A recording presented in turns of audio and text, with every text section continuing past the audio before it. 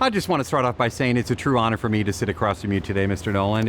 I love your work, and your birthday's coming up July 30th, so I want to be one of the first to say happy birthday. Thank you very much. But you're giving us the present.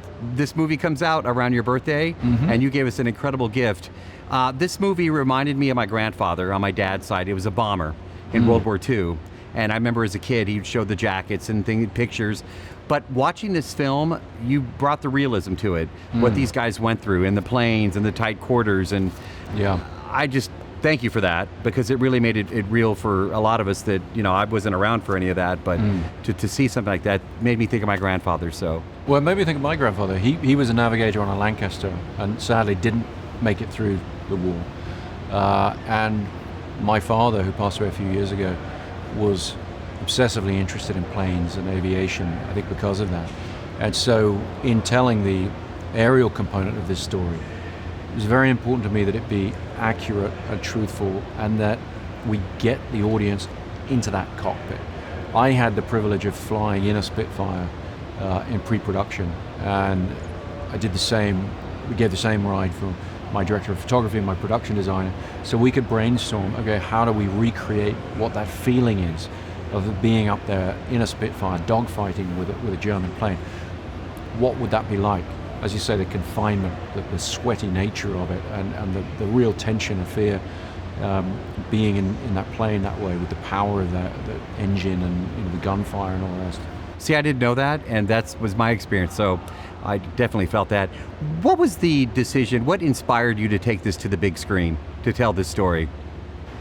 As a storyteller, you're looking for a gap in the culture. You're looking for a great story that just hasn't been addressed, or hasn't been addressed in modern movies. Dunkirk's a story that I grew up with, like most British people. It's sort of in my bones. I don't remember the first time I was told it. And when I looked at why isn't that there in the modern lexicon of cinema, why doesn't it exist? There are reasons for that. Mostly that it's a British story that requires an American budget. It's a very large-scale film, but it doesn't have any Americans in it. It's about a defeat, but a sort of a victorious defeat. I mean, there are all kinds of reasons people might have been nervous about taking it on, but it's such a great story. It's just such an incredible human story that, for me as a filmmaker, that seemed like an incredible opportunity to grab. True IMAX movie. I can't even imagine what it was like on the set to see those cameras like that. But what were some of the challenges to doing a true IMAX film? I mean, the challenge with IMAX is the size of the cameras, the noise of the cameras. I mean, we were telling a story that doesn't use dialogue very much, frankly. It's a very stripped down narrative. So the noise of the cameras wasn't so much of a problem as it has been for me on other films. But the size of that camera is difficult. Like when you try and get that camera into a tight space on a boat, put it underwater, put it in the cockpit of a plane. These are not easy things to do. We've been working with the IMAX format for about 10 years, give or take. And so we've got a lot of experience, and we've got a lot of tricks that we've developed as to how to do this.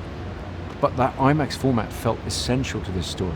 We want to put people there. We want to put them in the air. We want to put them on the beach. We want to put them on the boat. And the incredible resolution of the image that you get on IMAX, the great color depth, the analog color. These things really seemed like this is the canvas we need. This is the way we need to tell what I refer to as a sort of intimate epic. These are epic scale events, but we're trying to really give people the grit. We're trying to make them feel what it would be like to be there.